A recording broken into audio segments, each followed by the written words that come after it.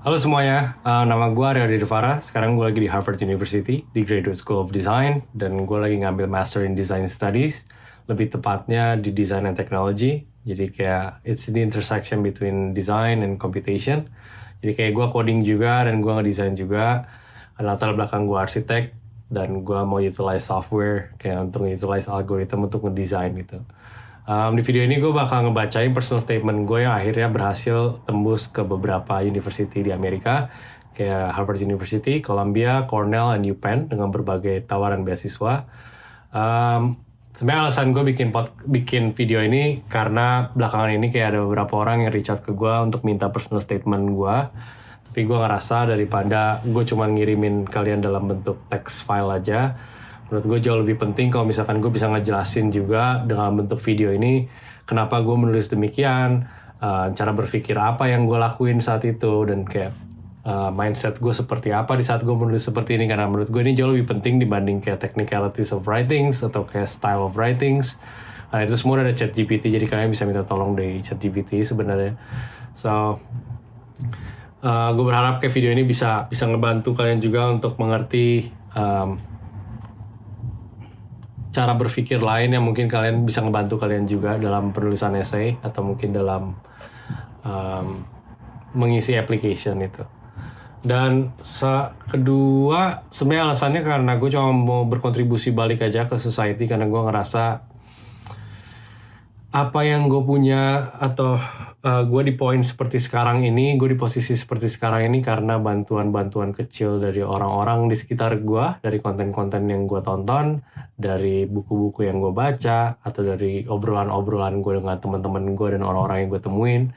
Jadi kayak gue jujur kalau mau sombong, gue pengen sombong, tapi kayak nggak bisa karena gue realize keberhasilan gue atau kesuksesan gue ini cuman kayak akumulasi dari bantuan orang aja. Dan salah satunya kayak teman-teman gue, salah satunya Garibaldi Sudarjo, itu yang nolongin gue nulis essay ini. Dia lebih jago Inggrisnya dibanding gue, jadi kayak dia ngasih tahu bahasa-bahasa yang mungkin jauh lebih efisien gue pakai untuk ngejelasin ide gue. Dan setelah gue berhasil, gue keterima di beberapa university ini, akhirnya dia bikin jasa namanya SIku, jasa review essay gitu. Mungkin kalian bisa cek juga. Dan salah satu teman gue yang lain itu namanya Gabriel Baki. Dia emang teman diskusi gue. Memang dia computer scientist dan dia pernah jadi scientist juga. Jadi kayak kita selalu ngobrolin hal-hal yang jauh lebih scientific, philosophical, and theoretical. Dia ngebantuin gue untuk essay gue satu lagi sebenarnya, dan gue gak akan ngebacain di video ini. Mungkin kalau kalian tertarik nanti bisa reach out lagi ke gue. Itu jauh lebih theoretical dibandingnya sekarang. Essay yang gue bakal ngomongin ini jauh lebih practical. Ini kayaknya agak generik, kayak semua orang, kayak semua major dan kayak semua university mirip-mirip biasanya pertanyaannya. Jadi gue bakal ngebahas yang ini. Itu terus mungkin beberapa disclaimer dulu kali ya. Kayak gue keep in mind apa yang gue omongin belum tentu benar. Walaupun gue mungkin berhasil masuk ke university ini, it doesn't mean kayak gue adalah superhuman. I'm still human being. Gue masih memiliki keterbatasan kognitif juga, dan gue memiliki keterbatasan senses juga. Mungkin gue ada biases juga. Jadi kayak jangan diterima mentah-mentah. Kalian juga perlu mungkin koreksi atau mungkin kayak perlu review ulang dengan informasi yang kalian punya yang lain. Ini cuma cara gue berstrategi aja. Jadi kayak it's very subjective. Dan yang kedua kayak hal yang bakal gue omongin ini itu adalah hal yang highly speculative, karena gue akan mencoba untuk berspekulasi tentang apa yang university ini pikirin gitu, which is kayak itu agak sulit untuk kita uji kebenarannya karena mereka punya agenda akan mereka tutup rapat-rapat, lebih tepatnya karena mereka nggak mau semua orang tahu supaya orang apply semua ke university ini. Jadi mereka tutup ini rapat-rapat, dan kita juga nggak tahu namanya politics dan gimana apa yang terjadi di dapur mereka, apa yang mereka pengenin dari applicants ini, karena ini selalu berubah juga gitu.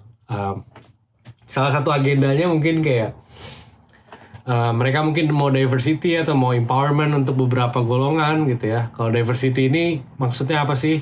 Apakah mereka mereka mau berbaik hati aja sama orang-orang yang levelnya kurang, gue rasa enggak. Mereka punya agenda juga sebenarnya dari diversity ini. Mereka mau kayak mendapatkan perspektif baru dari negara-negara yang mereka belum pernah dengar mungkin.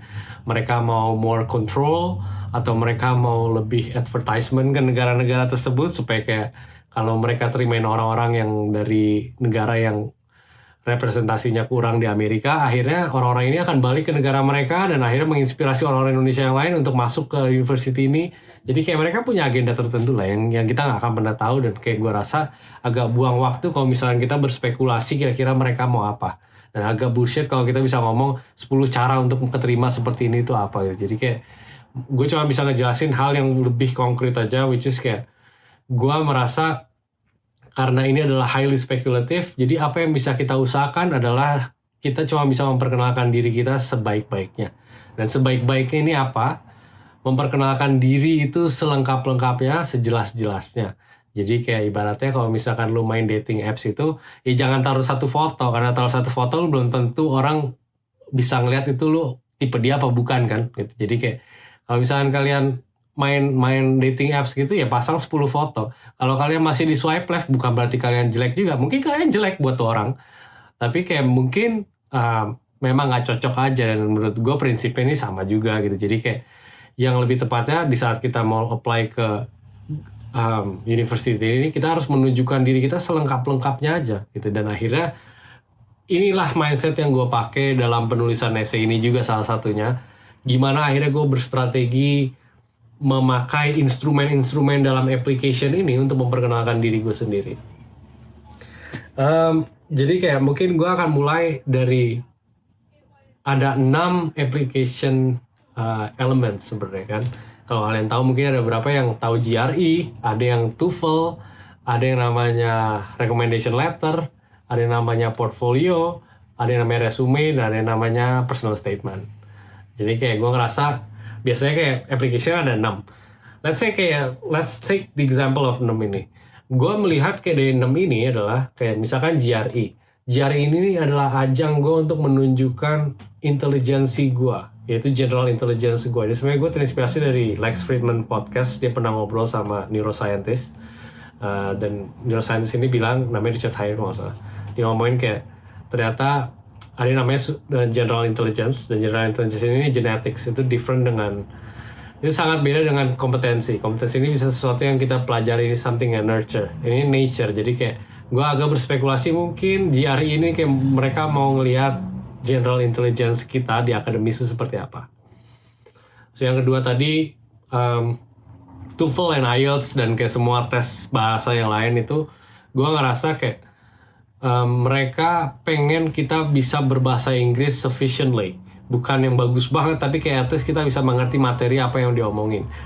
Karena agak sayang kalau akhirnya kita kelewatan materi-materi yang dia sampaikan. Jadi kayak agak hilang esensinya kalau kita nyampe sini kita nggak ngerti juga apa yang mereka omongin. Karena despite dari situ mungkin mindset gue merasa kayak manusia itu adalah makhluk yang bersosial, makhluk yang berkoordinasi. Jadi kayak mereka berkoordinasi dengan cara bahasa. Jadi kayak bahasa ini memang jauh lebih penting. Ini kayak personal view aja sih sebenarnya. Yang ketiga, tadi apa? Resume. Kalau resume itu, gue ngeliatnya itu untuk menunjukkan gue di kehidupan profesional, di kehidupan praktikal, di kehidupan yang jauh lebih formal ibaratnya. Jadi kayak gue nunjukin gue kerja di mana, gue volunteering apa, gue dapat achievement apa, gue pernah publicize apa, atau mungkin gue mau ngomongin tentang skill gue apa aja, itu semua itu di resume gitu ya. Itu udah. Terus yang keempat itu recommendation letter.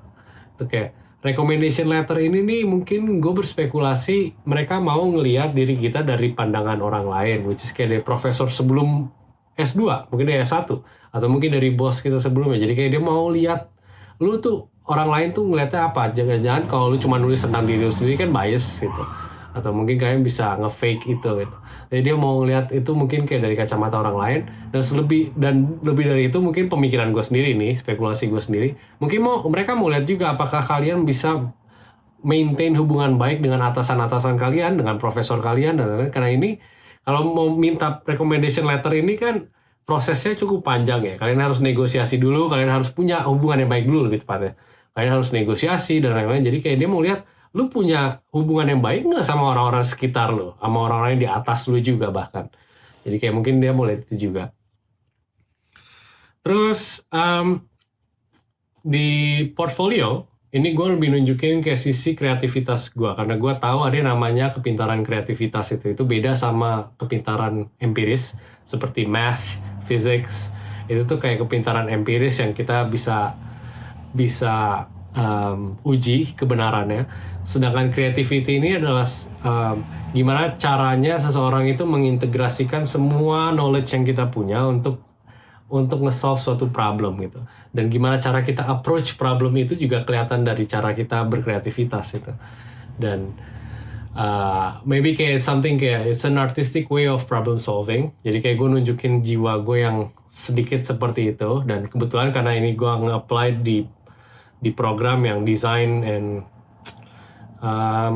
teknologi, jadi kayak gue di portfolio gue nampilin tentang technological gue dan kayak desain. Ini mungkin agak panjang, gue bisa ngomongin di video lain kalau ada yang tertarik juga untuk ngebahas portfolio gue. Dan yang terakhir adalah personal statement. Di personal statement ini, di video ini gue bakal ngebahas cuma satu prompt doang, which is yang jauh lebih generic, yang ada di university mana biasanya mirip-mirip lah sama statement sama prompt yang ini. Ada lagi yang jauh lebih theoretical. Pertanyaannya itu contohnya kayak agree or disagree with the declaration technology is social before it is technical. Jadi kayak pertanyaan yang open-ended, yang nggak ada jawabannya, nggak ada jawaban baik, benar dan salah. Jadi kayak mereka cuma mau lihat gimana kita approach pertanyaan seperti ini gitu. Dan di essay yang ini, kalau untuk Harvard, gue nunjukin kayak jiwa theoretical gue. Makanya gue minta tolong sama Gabriel Baki, itu kita diskusi banyak itu tentang teknologi dan what is technical, what is social. Gue lebih approach dari sisi theoretical dan kayak lebih sisi yang lebih abstrak lah ibaratnya. Jadi yang ketiga ini lebih konkret. Dia nanya kayak lu mau berkontribusi apa ke GSD, ke Harvard GSD, atau kayak Harvard GSD bisa ngasih apa ke lu. Jadi kayaknya lebih praktikal. Nah yang pertama ini gue lebih mau nunjukin, yang bakal gue bahas di video ini gue lebih mau nunjukin kayak personal story gue, hal yang tidak bisa ditunjukin di instrumen yang lain tadi, yang kayak resume, GRE, atau kayak portfolio dan lain-lain. Apa kira-kira yang gue bisa tunjukin di sini, which is kayak personal story seperti apa. Dan gue ngerasa ini adalah kayak value gue, introspection gue, consciousness gue, dan self-awareness gue gitu. Karena yang gue tahu kalau orang Amerika itu mereka suka orang yang bukan cuma pinter tapi mereka conscious. Apa maksudnya conscious itu? Mereka pinter dan mereka tahu mereka pinter.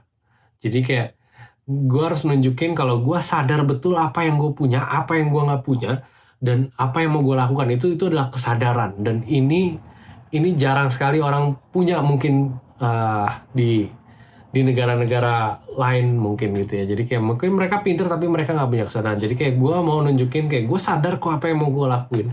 Gue sadar kekurangan gue. Gue bisa merefleksikan semua itu dengan knowledge yang gue punya gitu. Jadi kayak kalau tadi portfolio gue bilang kayak itu adalah cara gue untuk menunjukkan kayak gimana caranya gue mengkombinasikan semua informasi dalam bentuk problem solving. Kalau di essay ini kayak gue menunjukkan gimana caranya gue bisa mengaplikasikan semua knowledge yang gue punya dengan kehidupan seharian gue. Jadi kayak gue kalau ibaratnya kayak kalau misalnya kita ngelihat suatu hal itu dari kacamata yang berbeda gitu loh, kayak dari kacamata yang dari hasil pemikiran panjang yang kita punya itu, dengan semua ilmu yang kita punya akhirnya kita pakai itu untuk kacamata melihat dunia gitu. Jadi kayak banyak orang yang jangan sampai mereka nggak mau orang yang kutu buku yang cuma tahu ini teori terus kayak dia pintar di pendidikan, akhirnya begitu mereka lulus kuliah mereka nggak tahu apa-apa. Sedangkan mereka mau orang yang pintar dan mereka bisa pakai teori-teori seperti ini itu ke kehidupan nyata. Mereka bisa realize itu, mereka bisa conscious dengan hal itu. Jadi ini akan gue omongin di essay ini. So kita langsung ngomongin aja essaynya. Mungkin gue bakal bacain kayak per paragraf, kayak dari promptnya terus satu paragraf gitu ya. Dan gue bisa ngejelasin kenapa gue bisa nulis kayak begini, alasan gue apa, strategi gue apa gitu. Oke, dari promptnya. Submit a statement addressing your reasons for pursuing graduate studies, your academic and professional goals, potential research topics, your specific interest in this program, and any other information you feel will assist the committee in evaluating your application. Your statement should be concise and should not exceed 1,000 words. Note, although there may be overlap, please avoid the narrative version of your resume. Jadi kayak di sini udah declare banget dia nggak mau kayak narasi dari resume. Kita cuma ngejelasin, gue dulu pernah kerja di sini, gue pernah ini. Tapi kayak mereka mau something yang kita pikirin, kita refleksikan ulang gitu di kehidupan seharian kita. Jadi kayak dia mau kita melihat kita value apa yang kalian tangkap dari kejadian ini gitu. Bukan cuma sekedar gue udah pernah leadership ini, gue pernah masuk ini, tapi kayak ilmu apa yang kalian pelajarin dari situ, ilmu yang mungkin jauh lebih kesarian gitu, jauh yang lebih philosophical gitu. Mungkin kalian pelajarin tentang hal-hal yang gue mempelajari tentang betapa indahnya berbagi misalkan kalau kalian kerja di volunteer. Jadi kayak hal-hal yang jauh lebih kayak realization gitu, lebih ke consciousness, right? Okay, the first paragraph. 7-year-old Theo waved goodbye as his father, astronaut Bob Behnken, departed towards the SpaceX Crew Dragon capsule. A year later, it was his mother, Megan McArthur's, turn to embark on a mission to the ISS. Watching this scene on TV, I can only wonder what it must be like for young Theo. What would they talk about at the dinner table? How rich and intellectual is that exchange of information? This reminded me of my childhood in Bogor, a small city in Indonesia. Growing up, I often hung out with people who lived below the Indonesian poverty line. Looking back, I realized that one of the reasons they were in that segment of Indonesian society was because they were closed off of the conversations that would allow them to obtain upward mobility. They lack not only the opportunity, but also the knowledge that such opportunities exist, because these topics are outside of their environment's day-to-day conversations. Jadi kayak di paragraf ini gue ngomongin tentang gue buka dengan kayak sebuah scene yang gue nonton di Netflix waktu itu, dokumenter SpaceX. Saat itu ada Bob Behnken, ada Megan McArthur, dia pamit sama anak ya gitu keluar angkasa. Tahun pertama bapaknya berangkat, pamitan, pelukan. Tahun kedua itu ibunya yang berangkat ke sana. Di sini nih gue akhirnya berpikir, ini yang gue bilang tadi, yang kayak kita bukan cuman kayak menjalankan, tapi kita merefleksikan apa yang kita pelajari dari sini. Ini gue nunjukin kayak di situ gue akhirnya berpikir kayak kira-kira apa yang mereka omongin di meja makan mereka ya, bakal beda nggak sih sama obrolan yang diomongin di meja makan gue dengan keluarga gue sebagai seorang imigran yang bukan orang kaya atau orang sukses banget gitu.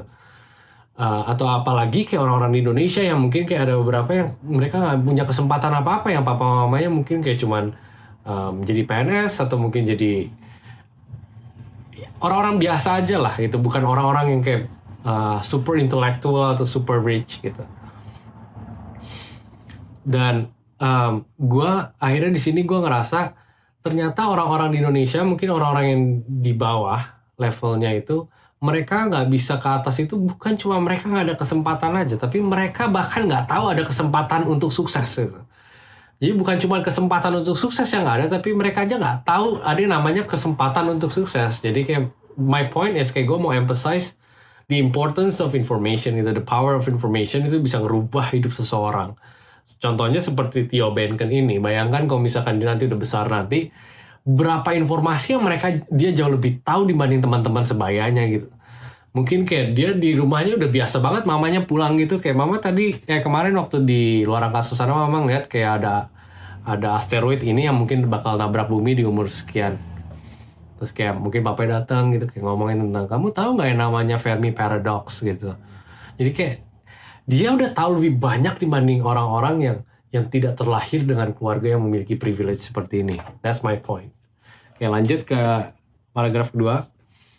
When I was in high school, my mother was fortunate enough to have won the diversity visa lottery, which allowed our family to come to the US as permanent residents. This was a life-changing opportunity. However, things were rough in the beginning. I had never been to the US, my English was poor, and my grades weren't great. From a very young age, my environment convinced me that I was a lousy student. However, things changed when I began taking architecture courses in community college. I was stunned by the possibilities of combining architecture with technology, which I'd never heard of in Indonesia. I volunteered as a lab assistant and teaching assistant to deeply explore the integration between computation and the built environment. Outside of class, I also experimented with different types of architectural representation, such as VR, AR, and 3D visualization. For the first time in my life, I found a field that I deeply enjoy. My grades were improved significantly, and I was able to turn my life around. Jadi kayak di sini gue lebih ngomongin tentang pertama gue datang ke Amerika, usul gue lah. Gue datang ke Amerika dengan green card. Jadi kayak gue menunjukin gue bukan orang kaya, gue bukan orang yang pinter banget. Green card itu memang kayak di Amerika terkenal bukan untuk orang-orang yang super kaya atau pinter gitu, kayak visa lottery ya. Jadi kayak gue nunjukin gue orang-orang biasa aja dan gue dapat opportunity ini. Tapi begitu nyampe sini gue tahu memang kayak it's hard for me juga karena gue bukan murid yang teladan di Indonesia gitu. Gue bahkan dulu IPS, jadi gue ngambil arsitek sebenarnya. Terus gue juga Inggrisnya paling jelek, ranking 2 paling bawah.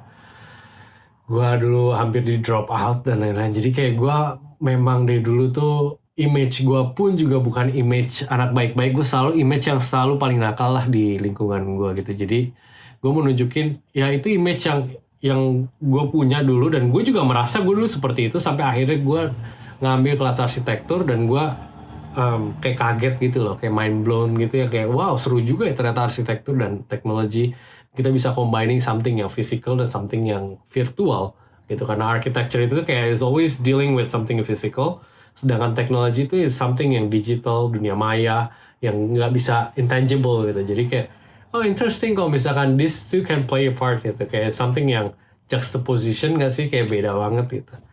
Jadi kayak akhirnya gue explore itu, akhirnya gue nunjukin juga kayak ini turning point gue. Oke, lanjut. I continued to study computational architecture on the side during my time at Cal Poly. Cal Poly ini S1 gue. I experimented with various design computation software and applied them across multiple studio types that were scattered all over the architectural coursework spectrum. One moment that stood out to me from around that time was when I introduced AR to the construction workers and architects in Indonesia in 2021. I developed an Android app using Unity, which would then translate my 2D floor plans into 3D models that users can freely navigate at the construction site. The people I met had never seen AR utilized that way and found it very useful, whether as a new way of representation or as a tool to stimulate new ideas. Even though this technology is extremely useful in Indonesia, it is highly underutilized as many do not have the opportunity and resources to study and apply it. Furthermore, it prompted me to explore the undiscovered applications of design computation in developing countries such as Indonesia. Jadi kayak sini gue ngomongin, gue waktu zaman S1 juga gue apply kok interest gue tentang teknologi ini. Dan kalau kalian tahu di dunia arsitektur, waktu gue S1 di arsitektur itu tuh studionya kan macam-macam tipenya. Ada yang very practical, ada yang mereka cuma mau hand drawing, mereka mau kayak bikin maket juga pakai tangan, potong pakai cutter, nggak boleh pakai laser cutting, nggak boleh pakai 3D printing. Jadi kayak macam-macam tipenya. Dan saat itu tuh gue emang ngambil semua kelasnya, makanya gue ngomongin di sini kayak various design computation software and applied them across multiple studio types that were scattered all over the architectural coursework spectrum. Jadi kayak gue apply ini semua tuh di berbagai tipe studio lah saat itu. Dan saat itu gue juga ngomongin tentang satu pengalaman yang menurut gue kayak lumayan menarik adalah di saat gue di Indonesia, gue bikin mobile app di Android gitu. Itu augmented reality, jadi kayak ada apps di HP gitu. Kalau misalkan kalian arahin ke floor plan, ke denah, nanti denah ini bisa jadi 3D gitu loh di HP itu.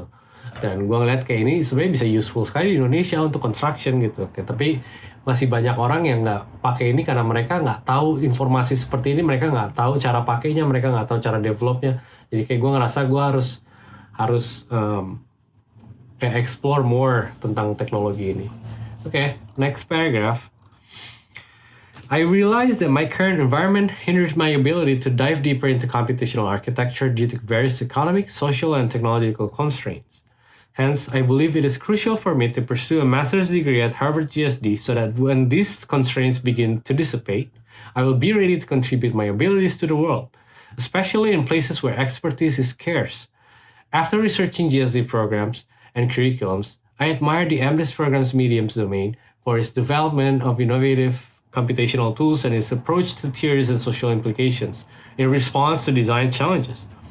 I am excited to learn more about the intersection between technological development and architecture. I am eager to learn how to design architecture algorithmically with Professor Jose Luis and learn the fundamental theories of emerging technologies with Professor Alan Sayek, which will enrich my skill in computational design. I look forward to studying alongside GSD's diverse group of students and faculty who will broaden my perspective and assist me in solving problems with computational architecture. Nah, di sini adalah kayak paragraf yang lebih spesifik, kayak gue pakai ini di GSD, di beberapa university yang lain, gue cuma rubah-rubah sedikit. Jadi kayak basically kayak gue ngomongin tentang gue nggak bisa explore tentang teknologi ini karena beberapa hal, contohnya kayak ekonomi dan social dan technological constraints. Jadi kayak gue ngerasa kalau gue diberikan kesempatan untuk datang ke Harvard GSD ini, gue bisa explore dan gue bisa siap di saat nanti teknologi ini mulai merge balik lagi ke market gitu. Gue akhirnya done my research, kayak gue tahu Profesor Jose Luis tuh memang kayak dia lebih researchnya tentang kayak how to make an algorithm to design a shape gitu, untuk ngedesain bentuk-bentuk gitu. Sedangkan Alan Sayek ini lebih kayak theoretical, dia lebih approach-nya lebih philosophical. Jadi kayak gue pengen mempelajari dari dua profesor ini gitu. So yeah, the last paragraph. When I moved to the US all those years ago, I never knew that I will be where I am today. I attribute all I have achieved to my conversations with everyone around me. By pursuing the MDiS program at Harvard GSD and collaborating with the likes of Professor Jose Luis and Professor Alan Sayek, I will enter an even higher level conversation that was once closed off for me. A boy from Bogor. Jadi kayak ini kayak gue nge-wrap up lagi kayak essay gue. Jadi kayak gue ngomongin, gue nggak pernah nyangka kalau misalkan gue berada di posisi gue sekarang gitu. Jadi dan gue ngerasa gue bisa di posisi seperti sekarang ini karena conversation yang gue temuin selama gue berada di Amerika. Which is ini balik lagi ke paragraf pertama yang ngomongin tentang Theo Benken. Kayak conversation apa yang mereka ngomongin di dining table mereka. Jadi kayak akhirnya gue ngerasa kalau misalkan gue diberikan kesempatan ke Harvard GSD, gue bisa ketemu orang kayak Profesor Jose Luis dan Profesor Alan Sayek, gue bakal enter an even higher level conversation. Jadi kayak ini akan membuka mata gue lagi gitu. Jadi akhirnya gue balikin lagi, there was once closed off for me. A boy from Bogor itu kayak cuma teknik gue untuk kayak ngebalikin lagi ke paragraf pertama. Jadi kayak basically kayak dari essay gue, sepanjang essay gue ini kayak gue memang my main idea itu memang informasi. Jadi kayak gue saat itu berpikir informasi ini sangat penting sekali dan gue merasa gue pengen berada di Cambridge. Mungkin di sini gue lupa ngomongin itu ya, cuman kayak ini kesalahan again. Jadi mungkin kalian bisa pelajarin ini.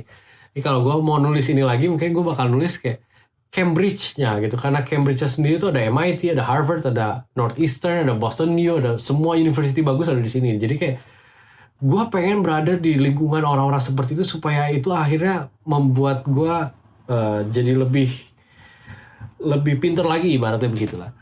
Jadi kayak tapi kalau di sini gue cuma ngomongin Harvard-nya gitu. Jadi kayak gue ngerasa saat itu karena gue tidak terlahir sebagai orang yang kaya atau terlahir dari seorang PhD atau dokter atau apa, bokap gue bukan orang-orang kayak begitulah. Jadi gue ngerasa gue nggak bisa nyalain mereka juga karena mereka sudah melakukan yang terbaik selama mereka hidup.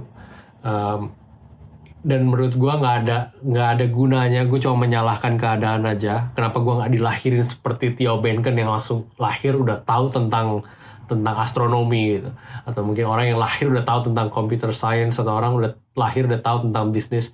Gue nggak bisa menyalahkan kenyataan seperti itu. Buat apa, nggak ada gunanya. Jadi kayak gue coba berpikir the only thing I can do ya, karena gue nggak punya privilege itu, gue yang harus mencari privilege itu sendiri. Gue yang harus mendekat ke privilege itu sendiri. Makanya gue harus ke Harvard supaya gue bisa mendekati dengan orang-orang yang pinter-pinter ini, supaya akhirnya gue terpengaruh dan akhirnya gue bisa bawa ini ke meja makan keluarga gue nanti gitu. Jadi supaya starting point anak gue nanti mungkin hopefully kayak bisa setara dengan orang-orang yang terlahir udah kaya, terlahir udah pintar gitu. Jadi kayak itu my intention. Jadi kayak inilah cara menulis gue, gimana gue bisa menyampaikan kayak refleksi gue tentang kehidupan gue, dan gue ngelihat kayak memang again ya, tadi balik ini cuma salah satu gue berstrategi. Dan menurut gue salah satu tips kayak jangan bohong kali ya, karena ini pertanyaan beneran mereka tanyain, ini bukan pertanyaan jebakan gitu. Ini bukan pertanyaan yang ada jawabannya. Jadi kayak jangan berharap kayak ini jawaban yang benar, nih jawaban yang nggak ada yang benar, nggak ada yang salah gitu. Jadi kayak itu cuma cocok atau enggak. Again balik lagi ke analogi gue tentang dating apps. Jadi kayak tapi ini pertanyaan beneran mereka tanyain. Just imagine kalau misalkan lu punya university atau lu punya kayak bisnis gitu. So ada 1.000 orang mau apply, ada ratusan ribu orang mau apply. Lu juga akan tanyain gitu, ngapain lu udah di sini? Apa yang lu bisa bantu ke gua? Apa yang bisa gua bantu ke lu juga gitu.